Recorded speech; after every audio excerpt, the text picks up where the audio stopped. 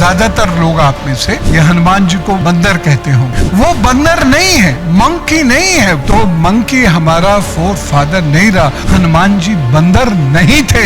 उसने हर पत्थर पर राम राम लिखना शुरू किया और वो तैरने लगा। फिर उसको समुद्र में छोड़ दिया और वो फ्लोट करने लगा। आपको लगता है ये सत्य था? ज्यादातर लोग आप में से ये हनुमान जी को बंदर कहते होंगे, तो उनको बंदर कहते हैं। एक वानर, जबकि शब्द है वानर। वानर वहां पर है, यानी वन में रहने वाला एक नर, वो वहां पर है। वो बंदर नहीं है, मंकी नहीं है। वो मंकी हमारे फोर फादर्स कभी नहीं रहे। एंथ्रोपोलॉजिकल स्टडीज में यदि आप जाएंगे तो मंकी हमारा फोर फादर नहीं रहा। उसकी जो बाकी जीवन जो हम कहेंगे ब्रीड्स हैं, डिफरेंट ब्रीड्स के बाद ओरिंगटन आती है, वो हमारी फोर फादर बनी है। लेकिन मंकी हमारा फोर फादर नहीं है कभी भी। हनुमान जी बंदर नहीं थे। और उस समय के लोग, यदि आप छत्तीसगढ़ में जाकर देखते हैं, मध्य प्रदेश में जाकर देखते हैं, तो आज भी आपको उस प्रजाति के तमाम ऐसे लोग मिलेंगे जो अपने पूंछ बांध लेते हैं। ये उनका तरीका था ड्रेसअप होने का। लेकिन मॉरल ऑफ द स्टोरी नहीं सुनाया जाता, इसलिए हमने उन्हें बंदर बना दिया। वो बंदर बन के रह गए बेचारे। अब बंदर क्या करेगा? बंदर बोलेगा क्या?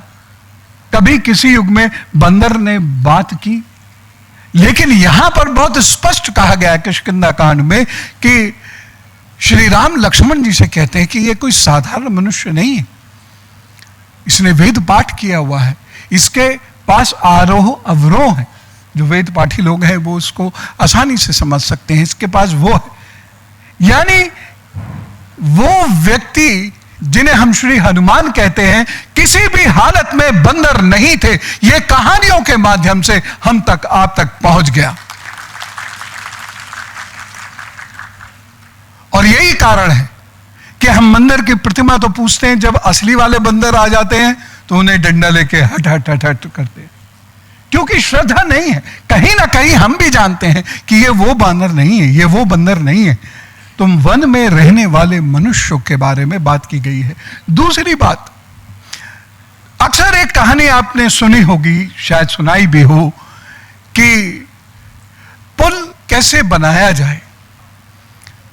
तो लोगों ने क्या किया, जो सेना थी श्री राम की, उसने हर पत्थर पर राम राम लिखना शुरू किया और वो तैरने लगा। फिर उसको समुद्र में छोड़ दिया और वो फ्लोट करने लगा।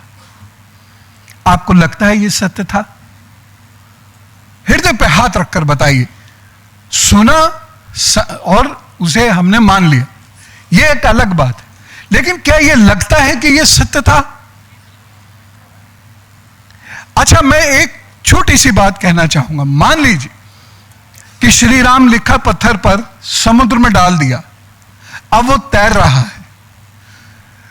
तो जरा यह बताइए कि श्री राम की सेना, क्या श्री राम लिखे पत्थर पर पांव रखकर रावण तक जाएगी?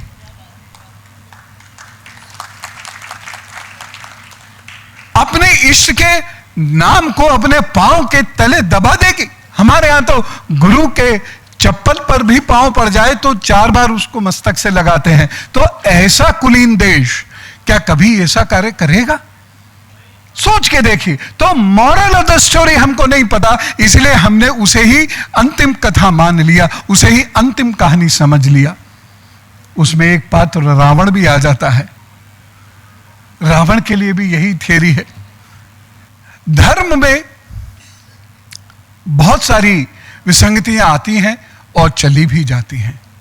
जब जब धर्म में विसंगति आई, तब तक संत लोग खड़े हुए और उन्होंने उन विसंगतियों को दूर करने का प्रयास किया। अपनी जान भी दी उन विसंगतियों को दूर करने में, और वो दूर करके रहे। उसके कुछ समय के बाद फिर विसंगति आई, उसके कुछ समय के बाद फिर दूर हुई, कुछ समय के बाद फिर विसंगति आती है। इसी प्रकार ये जीवन की यात्रा है जो युगों युगों से चलती आ रही है, युगों युगों तक चलती रहेगी।